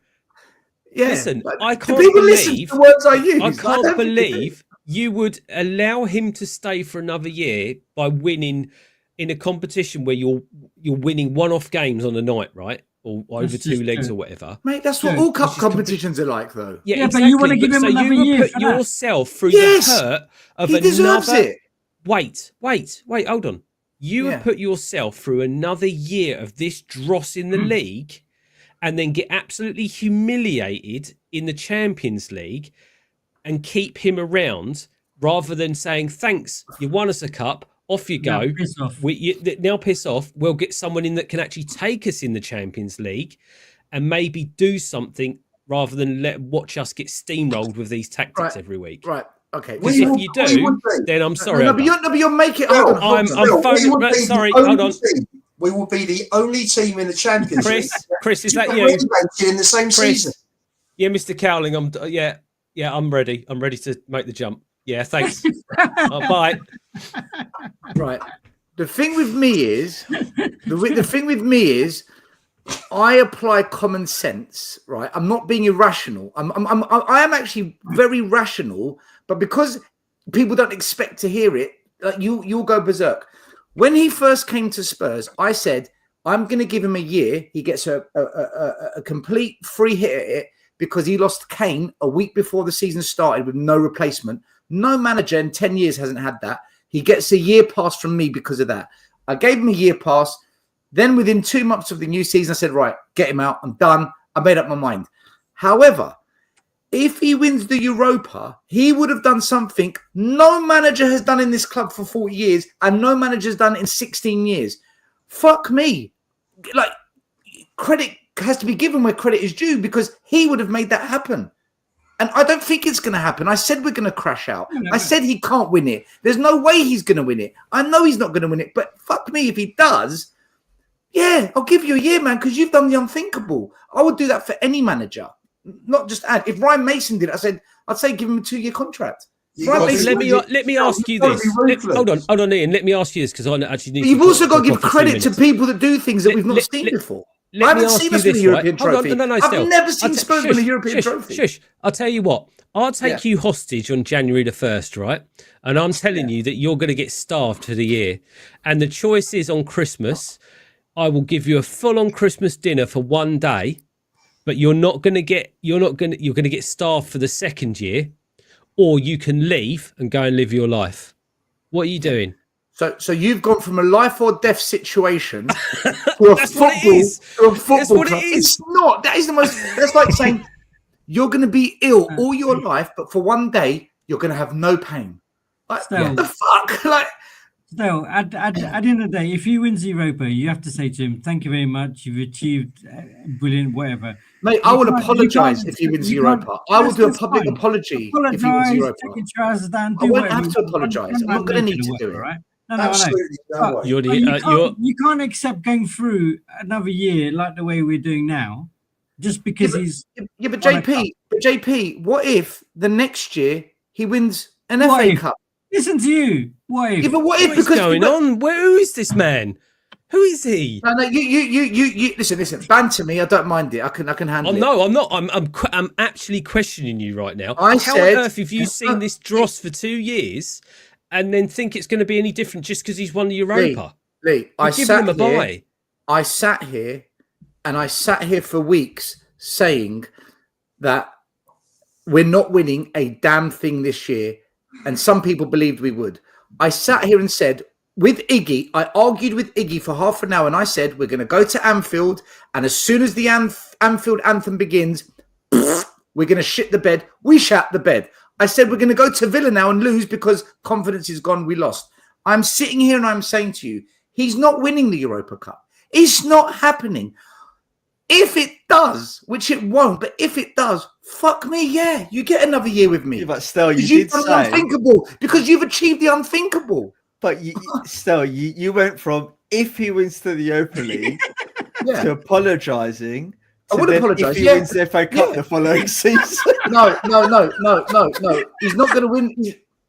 Yeah, because he would have proved me wrong, Maz. He would have proved me wrong. So why can't he prove me wrong again? That he can win a couple of games in a row in a competition, and you would accept Lee. You would accept every fan every Saturday and Wednesday for another year just because he's won a cup. Do any of you not think if he wins the Europa Cup, there's something about him? If he was to do it, do you not think there's something about him? Not in one-off games against clubs that you don't play week in, week out. Still, he would have got very. So the man that said, I always win a trophy my second season. When he does it, he's going to go, take one of them, lads. Take one of them. Right? Then what? Thank you. That's the problem. That's the problem. And I haven't called anyone out on this that said that, but there you go. Context, right? He did not say I'm going to win something in my second season. He said, he was asked, you always win something in your second season. He said, yes, that's correct. Because up until that point, he didn't say I'm going to win something at Spurs in my second season. He says, if you look at my past, I always win something in my second season. It's all about context. Listen, I don't get I don't Andrew, get. I don't get. Andrew. What's the word? I don't get pushed into my opinions, and no one It's like ever makes up their Stockholm own mind for syndrome. me, other than me, right? I'm very clear. I want Levy out. I want Enoch out. I've been like that for 6 years. I want Ange out. I don't want him as the manager. I don't like him in terms of his tactics, his strategy. I don't want him here. But if he wins the Europa, he gets a 1-year pass and an apology from me. Absolutely. Now, if people don't like that, fair enough. If people in the comments, you're all flipping at me, flip out. I don't mind. But you know what? If we lift that Europa Cup, all of you in the comments and all of you here, you will party like there's no fucking tomorrow, and we'll be in the streets of Tottenham, and he would have given that to us. Yeah, That's why I say it. I'll give all the effort to the players. There'll be 300, 400,000 Spurs fans blocking the high road as that bus comes lifting that UEFA Cup. Yeah, we will be there, going mate. and we'll be singing, "Oh, you watching Arsenal?" Because they'll win fuck all Arsenal because they win the Champions League. Who's So for scoring me- to win us the cup? Johnson tapping. Yeah, absolutely. Johnson, Even can you imagine Odegaard does Johnson? tap into that as well. I'll sing it. Johnson again, ole ole. We've got the tapping twins. We've got Odegaard and Johnson now. Both put them on the right. They tap him in. It's great. But Come on, guys. So come on. just So what are you going to do? Are you not going to celebrate winning the cup? If we No. win it? That's Come two on. different things. I'm That is asking, two I'm asking. different things. But I'm asking, I'm going to I'm asking. celebrate Of course I will. till I'm my asking. eyes bleed if we win the Exactly. Europa Cup. But it's got Exactly. nothing to do with Ange. That's But he not would've- my he feelings would've of given Ange that do to you, not Lee. change. Lee, he would have given that to you. He would have That's given that to you. great. So you're it's great, and we've got different opinions and we've got different feelings. I don't think him wearing Europa is warrant for another year, because what happens if that next year we're not talking about 16th, we're talking about 20th, 19th, or 18th? Yeah, get relegated. What if that's the outcome? Because it's a possibility. Then he's got to go. He's got to go. He's done. He's So washed. he See you later. only gets goes when we're relegated. Well done. I'd rather Listen. take the risk and get rid of him now, whether he wins the cup or not. But that's just But- me. It's- by the way, we're all leave on a high, buddy. I've got sense. You've seen on. Leave on a Anyway, high. No, Leave on a high. I'm grateful, and I show my appreciation if I see something that I have been on this and channel. I'll saying shake his for- hand and I'll say thanks. You've done well. Lee, I have sat here defending some managers whose football hasn't been good to watch, and I've defended managers when everyone's called them dinosaurs and turgid on the basis that they're winners and they win trophies. I don't care what the football's like. Yeah, So if someone does win the trophy, something I've said, it's the only thing I care about, does it? I think, Mate, I give them a grace period. By the way, I just want to say this as well, Maz, because I'm reading some of the comments in the chat, and I can't keep up with your comments. You will come for me. It's fine.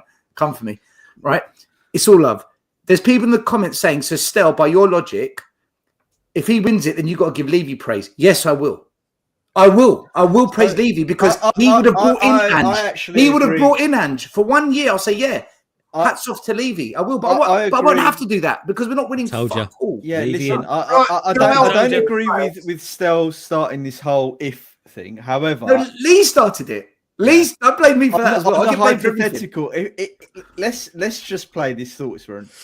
If Ange won, I will be delighted. I will celebrate, and like Stel, I will say, right, you can have your other season. Wow. Where I think Lee's argument falls down is, look what happened to the Leicester manager. What's his bloody name? Ranieri. Won the league next season, didn't do well, they sacked him. So we could just do the same thing with Ange. Be fine. Everything will be fine. We could say at the end of the season, we could shake his hand and say, thank you very much. Here's the statue. Now go and Exactly. we'll get someone that we don't Di have to pay Matteo for won 6 months. them the Champions League. They got rid of him straight away in the next season. So I don't think, Lee, that what you're saying is it's happened before, and Levy will do it if he needs to do it. Yeah, listen, Sorry, did Maz let me say it in a defend more calm way. Maz, did No, you he just might have. defend Look, I am even if quite he wins recent. It the sounded like that. It did sound Listen, like that. quite recent. Cheers, Maz. even if he wins the Europa, right, which I don't think we're gonna. I don't think we're good We're enough not winning to the even Europa, it's beat. not I know happening. exactly, and I'm there with you. I don't think we're good enough based on the teams that are left to win it, unless we get a lot of luck. But I just don't. I don't want to take the risk, even if he wins it. I don't want to take the risk of having to sit here for another 12 months after this, watching the same old week in, week Yep, out. I'm with you, I Lee. think that would put me straight over the edge, and I'll be like, do you know what? I'm not even watching the games anymore. Still, I can't be asked, can and that's what I worry about. So that's all it's from. It's not, you're weird on me. Can I answer? Can I answer to the two? That there are two questions here. Firstly, Al Rich's, yes, I was there the year we went down. Derby 8-2, City 5-0, and virtually every game that season. And yes, I think I went to about 3/4 of the games in Division 2. Exactly what I was there when Hoddle scored a free kick in the 90th minute at Mansfield for a 3-3 draw. I was there with Southampton last day of the season. I was there when we scored. I think we had 24 shots to Charlton's 5 at the Valley, and we lost 4-1. There were so many. Bristol Rovers 9-0. I was there for plenty of them. Don't worry. I've been going away regularly since the FA Cup 6th round defeat against Leeds in 1972. Hope that answers the question. To answer Stel, if we won the Europa League, it would be purely a situation that our players would have had moments at the right time in the quarters, the semis, and the final.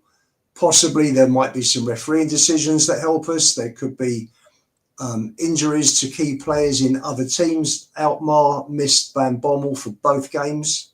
He's their best player. We had a result there. And that is not a reason for me. We could well finish up 17th this season. Wolves could well catch us. Wolves beat us. They're 5 points behind. It's 2 games. It's 2 games. We could finish 17th and win the Europa. But for me, winning the Europa and missing relegation by 1 place or 2 or 3 places, it's not a reason to keep this guy on. His in-game management. Hang on, there are so many reasons still. In-game management, the training, the system, the way he treats the academy kids, just everything. The way there are so many different reasons why this guy has to go, and he should be going now, right now. He should have gone. He should have gone yesterday. You bring in a Redknapp, a Hoddle, a Poch, just for 3 months. A Terzic, bring someone in to get this team organised. I know quite a few of the players are going to be away for 2 weeks, but it would just lift the whole club. Get this use. And I said last night, and people said, "Oh, you can't call him that." He is a clown. Get this guy out. He is worse than Christian Gross. He is worse than Terry Neal.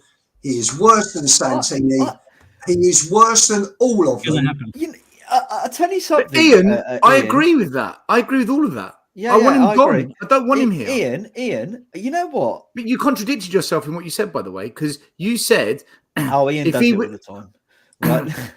you said if Ange wins a couple of games, right, that is because of the players' special moments and the players. Nothing to do with him and his system. Right. Okay.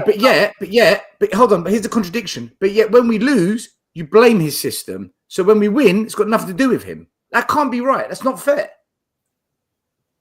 We blame him every time we lose. You got to praise him if he wins a trophy then, because otherwise there's no balance. Where's the balance in this? Still, you've asked balance, context. I'm using all the buzzwords tonight.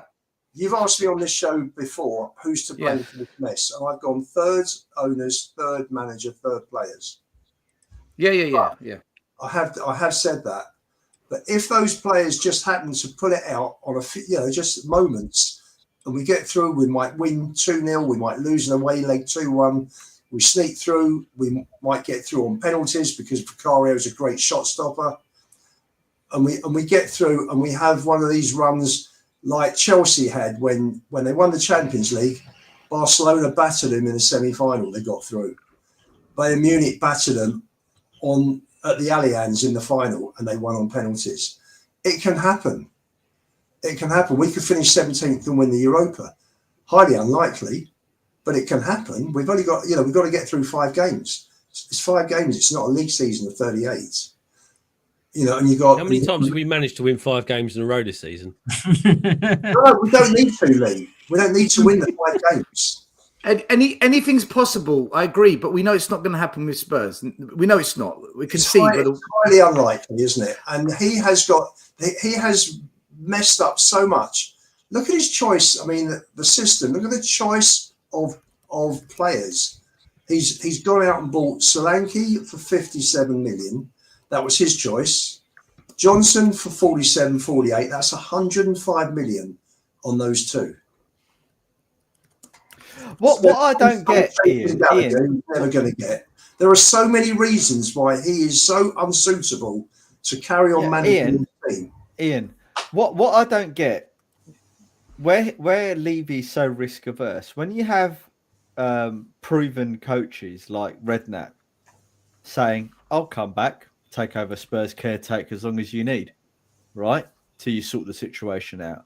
When you have Hoddle saying he'll do the same thing, surely doesn't the board and Levy think of that and think, you know what, we'll get him back. The fans won't turn against us because they're fan favourites, right? And it buys me time until I can get someone else in, and we might win a cup with those guys. Let me give you several reasons. I'll answer that.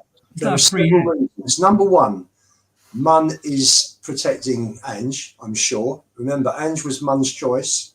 And if Ange goes down, and if Ange makes a complete balls up at the end of the season, then that's Munn's credibility gone down the pan. That's one. He's already made a balls up, Ian. Number two, the compensation package will be much less if he goes to the end of the season at least. That's two. Number three, he's a buffer for Levy. He's a shield for Levy. Number four, Levy he took so much grief from fans over the Jose situation that he's not going. You know, when Ange has got into a European quarter-final, he's not going to fall. I don't think. There are your four reasons. I cannot think. Ian, there's no logic to why he's still here, but there are four reasons. If I'm looking at it from the other side, there's four reasons why he's still in the job. I can argue with each of those four reasons. However, one reason that I do take issue with is the money aspect, because when you have decisions like playing Werner 165 grand a week and he's not even playing because he's so bad, and you still got him, you haven't terminated his contract, and when you bring in Matthias Tell off the back of, I don't know, one good season or not even a good season at Bayern Munich for good, 80, 90 grand a week and a 10 million fee, for 6 months. How can sacking Ange be, a monetary thing? It can't be. They've wasted money like nobody's business. I mean, they've spent 65 million on Solanke. Well, you they've wasted 11 million on Valise. Maz, how ridiculous that they wouldn't buy out Slot in this team's contract for 17 million. Yeah, it's nonsense, isn't it? Nonsense. Nothing makes sense at Tottenham Hotspur. No. And what's made it even worse this season is where you thought Levy. As I've said many, many times now, so apologies for people getting tired of it, but I predicted that Ange wasn't going to be good a long, long time ago, and I was absolutely sure that he was going to get sacked Christmas time. I was so sure of it, and it was all going to happen. The stars were aligning, right? And then randomly, they doubled down and they backed him. And not only that, they've been doubling down every single week. They haven't stopped. Can I just retract a comment I made earlier? I take back that I would praise Levy. I've thought about it. CQ made a good point. If I praise Levy for us winning the Europa Cup, I'm forgetting the past 25 years of failure, and I'm just brushing it under the carpet. So I would praise Ange, but not Levy. I wouldn't praise Levy. No, I'll take that. I'm taking that comment back. That will make Ange. Here we go. That will make his record. Ange only been in 2 years. Ange only been in 2 years versus 2 years. That would make if Spurs won the Europa League this year, that would make Levy's record slightly less disastrous than it is at the moment. But it's still not good enough. 25 2 years. trophies, right? Yeah, it's not good enough. You'd have another number on there. Yeah, it just goes up by one. So still, let's agree on one thing then, right? Scenario: we win the Europa Cup, right? But the 5 games we've played, we've only had 30% possession in each game, and we only won by a lucky free kick. Would you still sack Ange? That's not Yeah, his tactics. Leicester won a league title with 35% possession all season. All right, cool. Yeah, but Ange ain't doing that though. For me, Because Ange will come out in the press conference afterwards and go, "No, I'm going to give the cup. We didn't deserve the cup. We didn't deserve to win it, so I'm going to give it back." You only get it if you deserve to win it. Fluky free kick. No, we'll give it back. We didn't deserve it. Cloud, is it? Honestly, God, what? This has got to be one of the most fucked up seasons I think I can remember. It's got to be. It's just so laughable. It's amazing. Listen, there is just one more topic I want to talk about. There's a big up to Swifty. Everyone, smash a like, subscribe. Hope you enjoyed tonight's show. We never know which way it's going to go. We just go with it. There is one more topic I want to talk about: Trump and Putin. Now, there's. No, I'm joking. I thought we'd just talk about something that's even more toxic than Spurs. There's something I want to ask you about what is happening at the moment with Ange and a lot of conversations I'm hearing from Spurs fans, and it happened actually again last night when Ian and Paul were having that debate. When I did my coaching badges, I was told there's no right or wrong, okay, but I was told what Spurs are doing at the moment is it looks like they've kind of surrendered the league and they're protecting their key players like Van der Ven, Maddison's for what looks like the Europa Cup. So Andrew's going all in on the Europa, but he's mugging off the league. Now, what that will do is give them more time to recuperate, more time to rest, make them fresher for the games. So ideally, you flick the switch on for Europa, switch it off, switch it on, switch it off. That's the strategy. I was told when I did my coaching badges that that's something some people do in certain scenarios. The other school of thought is, no, you do your best in every game and build momentum so that when you come into that big game, the Europa, you're all cylinders firing if all goes to plan. But the risk is some players might feel fatigue, you might pick up injury, and that could pay its toll in that so-called bigger game. There's no wrong or right strategy on this.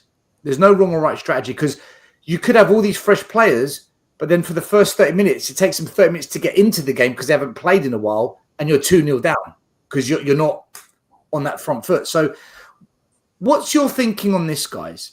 Because we are in a situation where if we keep resting players, are they going to be synced? Are they going to be in that flow for the Europa? But at the same time, if we play them in all the games in the league, we've got some tough games coming up. They could pick up another knock. They could potentially... I'll answer this because I'm going to jump off. I'll answer. This is the last. We're going to finish after this. This is the last question tonight. So I'm wrapping up. My answer is going to be very quick. There's no sense with Ange. He doesn't know what he's doing. Just take the team selection from the Fulham game. Resting players when there's 2-3 week gaps for their national teams. It's just a joke. It's just everything he does is a joke. He doesn't know what he's doing. There's no rhyme or reason to anything. Everyone in the team has regressed because of him. Everyone that is worth anything in the team is pissed off with him. Yes, pointless. But what if there was a strategy, Maz, that you had to pick one, what would it be? Would it be the reserve and preserve, or would it be build momentum and hope there's no more? Well, he can't. He hasn't been able to build momentum all season, and the reserve and preserve tactic hasn't even worked for him either, because of his style of play, anyone can get injured at any time. So I don't think there's a right answer to this. Everything he does is bad. There's no win. I'm being serious. I'm not saying it for a joke. There's no win situation.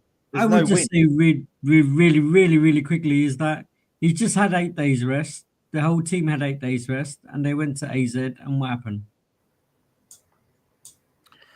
JP, I do agree with him leaving Van der Ven out yesterday. There's no point in playing him. Why take the risk? Van der Ven is different, right? Because he hasn't been there. But with Van der Ven, what I would be doing is giving him. He also 30 got minutes Madison, Son, Bergvall, Porro.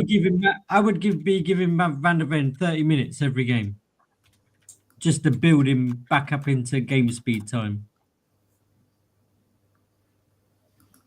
Okay, look, with Van der Ven, it might be an exception. Go on, Lee, go on.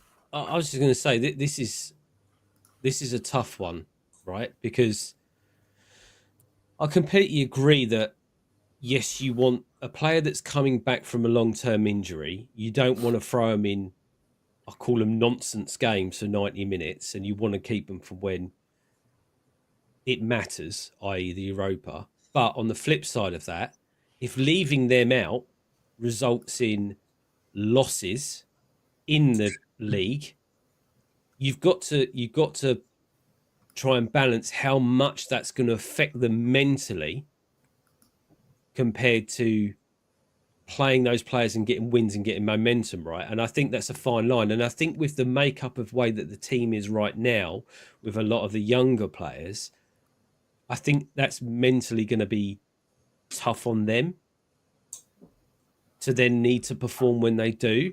So I think the other problem you've got with, certainly with our back four, is because, listen, we've got Romero and Van der Ven back in the first team squad. But as you say, and you've got to wrap them in cotton wool, because now Danso's got basically we've just replaced Van der Ven with Danso. So you know, we've got nothing to. We're going to have we've got stand-ins. Like we had Gray stand-in when, you know, the guys came off on Sunday. So to have that in the Europa League is going to be hard, right? So you're going to have to. I don't know. I mean, but as you say, the league's done for me. I would, you know, at least one of them's got to sit out and just come in for the big matches. The team might need momentum, but I don't think those guys. I think, you know, the likes of Van der Ven's going to be chomping at the bit to play on the field, right? So I don't think it's going to affect him that much. So the thing is, being match fit is one thing, being fit is another. So by resting, you're helping fitness, but by not playing games, you're not match fit, which means the zip of the ball when opposed, the movement of the opposition. And also, if we're going to build up a style of play for these games, you need the players playing in a match. So, look, I'll give my piece on this, because, and then you know, Ian, BP, tell us what you think. For me, momentum is everything. Momentum is key for me, but I think there's one or two players we've got to slightly protect, which means Van der Ven, give him half the game, that's it. Something like that. Just don't give him a full 90 minutes every single game. And I also think that Maddison we've got to protect a bit, because he's our best number 10. Whether we like him or not, he's the best number 10 we've got. The rest should all be playing every minute, every game for me. All of them. You need your resty still. Yeah. I don't agree with the whole reserve and preserve. I think it's very difficult just to flick a switch on, perform, right, switch it off. Now rest for 2 weeks. Switch. You're asking a hell of a lot there. I think, and I don't think I do that once a month. Can we have some evidence, please? JP, Ian, where are you at? Do you think players need to be protected, like what Andrew's trying to do, or do you think it's now time to introduce them back in and start getting some minutes so they can build up momentum? Where are you at? I mean, I kind of said it just now, right? In terms of the other players need to be playing, I think, but Van der Ven, and I think you're right in terms of Maddison, and like I would even chuck Kulu in there. Van der Ven, I'd be giving 30 minutes every game from now till whenever those games. That's what he's done all season, JP. What are you chatting about? That's what he's basically done all season. What Van der Ven? No, Madison's played about 30 minutes every game, hasn't he? Under Postecoglou. Isn't he our top goal scorer? Oh, yeah. He's our combined top goal scorer and assist. So goal contributions is number one. 30 minutes a game has turned out all right. Maybe we'll give him 40 in the final. But listen, like I said a couple of weeks ago, whenever it was, we may squeeze past AZ, but I saw Frankfurt playing Ajax, and we ain't got a hope in hell. So I wouldn't worry too much about. Still, John George wants to know if you'll be celebrating in the crowd with Chris Cowden if we win the Europa League. Absolutely not. Celebrate with everyone, man. Come on. I'll be celebrating with Ricky Sachs. Celebrate with everyone. Yeah, listen. For me, if we win a trophy, I want to celebrate with the Tottenham away guys. I want to do it with you guys. Do you know what I mean? And if anyone else we bump into, brilliant. Obviously, my brother, my uncle, family. That's it. And then that's what. But listen, can we stop talking about this celebration? It's not happening. It's you're sucking me in here. Well, Ian, what about you? Would you rest players more? Yeah, definitely. Definitely. Firstly, Philip Randall. No, I didn't see the push and run team in 51. I wasn't born then. Fucking hell, 51. I mean, take the piss now, Phil. I mean, that Al Riches. I want to know where Al Riches was at Mansfield. Was he there? 51. Yeah, 51. Ian, did you see Spurs win the cup in 1901 when the century just begun? He was on the Titanic still. He could. My first cup final was 71 against Villa in the League Cup. That was that was your first final experience. Final, yeah. 71. Yeah, I was 12 and a half, 13 and a half. The league's done. You know, if we'd have won or drawn yesterday, what difference? Seriously, what difference is? You know, more. You know, if Mickey had played half an hour and been carried off with, and he's done his hamstring and he's out for the rest of the season, everyone will be going, well, what's the point of playing him? It's a meaningless game. So, you know. Yeah, but then see, this is the double-edged sword. We say we don't give a shit, but then the fans lose the plot at the end when we lose 2-0. So what do you expect? The players switched off yesterday. They've tuned out for the league, but they will be up for Europe because they want to win a trophy and they want to get a medal. And this is where ready. But will they be ready for Europe? That's I the think question, so. isn't it? I think so. This is and everyone's making out. Listen, I might be completely wrong. What I will tell you that since Frankfurt sold Mamouche, they played 8 league games and they got 9 points, which is probably about the same record that we've got. So they did last round of that Europa against Ajax, both games. I know Ajax had a weakened team. They had a weakened team in the second leg. Sorry? I personally think Frankfurt's a 50-50. I really do.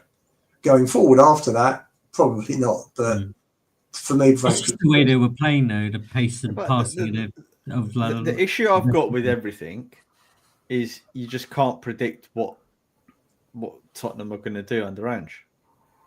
Like Stel said, if we get a style of play for these games, when has Ange got any style of play for anything in the last 2 years? You know, we've been saying for the last few months, what is Ange ball? I don't even think he knows what it is nowadays.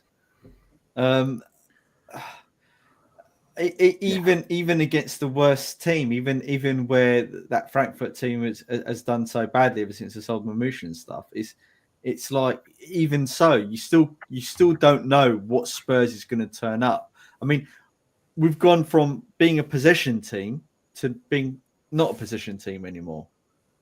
You know, we can't even horseshoe like we used to. We don't even do that anymore. We don't even punt balls into people's knees anymore for tap-ins. We used to smash balls into people's shins. We stopped doing all that. I quite miss it. The one thing I'll say about Frankfurt... Johnson made a cross the other day still. Took it all back.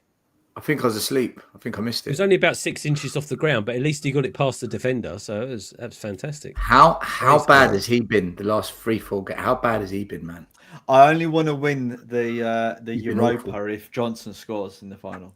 If he doesn't score, I don't want to win it. Werner will get the winner. Werner's not in the squad. He's not in the squad. Can you imagine? And still, can you imagine Werner getting the winner? Danny Taylor's got you and Levy in the executive box in Bilbao, sharing a moment as Sonny lifts the Europa League. Can you imagine you and Daniel together watching Sonny lift the Europa? No. I'd love that on video. I would love that on video. It's not happening. You know, Get a selfie, Mr. We've had some great comments tonight. I've got to tell you, there's been some really entertaining comments. Yeah. I've got absolutely rinsed tonight. Absolutely rinsed. Well deserved rinsing. Well deserved. It's not And I'm rinsing, not 100, something that you're used to.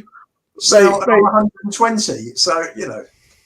Okay, Lubo's 120 years old. My confidence went from 9 out of 10 to 6 out of 10.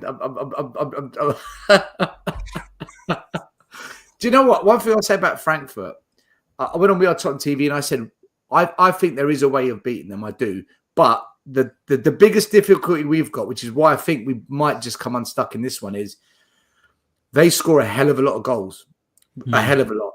And where our away form in Europe has been dog shit, I can't think of one good away performance this season in Europe. We have got away with it because the opposition have been woeful in goal. This lot aren't. And if we do our typical away performances in Europe and the second leg is at their ground, that's the decision-making game, Frankfurt isn't the team that's just going to say, yeah, we'll just miss chances. They're going to hurt us. So I think any chance of Spurs winning this tie, we either need a 2 or 3 goal lead from the first leg. If we don't have that, I think we're out. I don't see us winning it at all. Frankfurt will hurt us. Still, on another if question, so if Werner happens to score the winner, are you going to be not in the squad? He's not in the Europa squad, JP. He's not in the Europa squad. Right. He's not. You're quite right. He's not. Could you imagine Richarlison scores the winner and the whole team does the pigeon together? That'd be fucking great, wouldn't it? Everybody pigeon. A lot of hypotheticals tonight. Bloody hell. In fact, is he in the squad? Is Richarlison? I don't think Richarlison's in the squad. Oh, God, who cares? Who cares? Guys, listen, thanks everyone for watching tonight. It's been a bit of a fun show. Always good to have a fun one. Tom81, thank you for being a channel member, 17 months. Michael Zito, channel member, 23 months, said Conte got long late. Ange gets £200 million. Levy-nomics. Absolutely. Levy-nomics. Tomorrow night, I think it's 8 p.m. I'll be on Charlie's channel, No Filter FC. I do a show with him once a month to help him out. We always have a good chat. There's the link. Come follow us on Charlie's channel, No Filter FC TV, 8 p.m. tomorrow. We normally do a 2-hour show together, just talking all things Spurs and football. So come and join us. It's always a good show. Otherwise, I don't know when we're going to be back because it's an international break. We'll find a day to do a video. But we'll be back next Monday, whatever happens. Anything else you want to say, JP, before we wrap it up? No, man. Just everyone enjoy your week. Have a chill time. Relax. We're winning the Europa. Back it. Oh my God. JP, John George, Frankfurt, Lazio, and Atletico Bilbao actually doesn't look that bad. The way you look at it, there you go. John's got confidence. There is no effing way in a million, trillion, billion years we beat Bilbao, let alone on their pitch, in their region, on game. Not in a million years. Don't even think about it. They will eat us. What if Man United beat them in the semi-finals? Not a chance. Man United. Mate, then it's even worse because if we get Man United in the final, 100% they win that game because we've beaten them 3 times this year. They'll have us. You know it.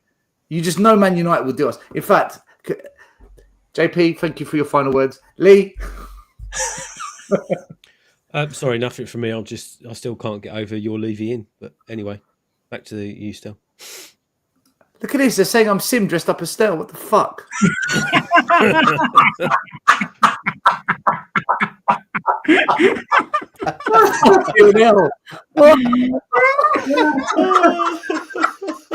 That is funny. That is funny. Sim dressed as Stell. Brilliant. Maz, anything you want to say? I think negative fan. I think that we should give Basuma another few seasons to see if he can turn it around. You know what? Fuck it. Still, if you're Ange in, I'm Timo-ing. So if we win the Europa, Timo could have a 10-year contract. No. See Done. that. No. Sorry, you can have Ange in. I'm having Timo. Sorry, you're not having it. I'm having it. You're having it. I hope we don't. I'd rather us lose. I hope we don't win the Europa. I don't want to deal with it. Do you know what? I actually don't want to deal with it. I don't want to deal with it. Lubo, what other shows are you on this week? You're the superstar of YouTube now. You're the apparently you're getting a YouTube statue being built. Nothing planned now. I'm done. Yeah, he's been on here. That's it. No one wants him now. He was building up his career. Then he came back to Tottenham away. It's like, there, cancel him. I don't want him. You're like the Ange of. Anyway, sorry. Listen. We've had a laugh. I'll come off tonight smiling. And that's what it's meant to be, isn't it? It's meant to be fun. I know it's been shit all year, but we're still got to retain the capability of laughing, and we've done that tonight. And I hope everyone who's been watching it has enjoyed it as well. Absolutely, it's been a good show tonight. I've just put a link in the chat for a channel shop. JP's built a channel shop for us. A lot of you have been asking about the Levy out merch and the Change for Tottenham designs. It's all on there for people that have been asking, so you can go and check it out. I've just put it in the chat. I did see somebody, Swifty, was saying, JP, you should go and buy Spurs. Imagine if all of you buy T-shirts and Tottenham away put in a bid. Apparently, someone said something to me. Was it Simon? £8 billion worth of T-shirts. Mate, Simon said to me, apparently, if every Spurs fan put £25 into a pot, we could buy Spurs. I don't know how true that is, and I don't know how many fans he thinks we've got. But apparently, if everyone put £25 into a pot, we could buy Spurs. We've allegedly got family do it. We've allegedly got 34 million fans worldwide. So I don't know how true that is. No idea. You multiply 34 million by 25. You don't know. Sure, come on. Would you not like to see someone from Tottenham away on that board? But no, you'd probably do it. That would do it, wouldn't it? I still in the boardroom. You'd have 5.1 billion. We've been doing it all wrong all this time. Forget protesting. We should have had a GoFundMe page. That's it. You know what? Call it OnlyFans. Buy a T-shirt. Buy a hoodie.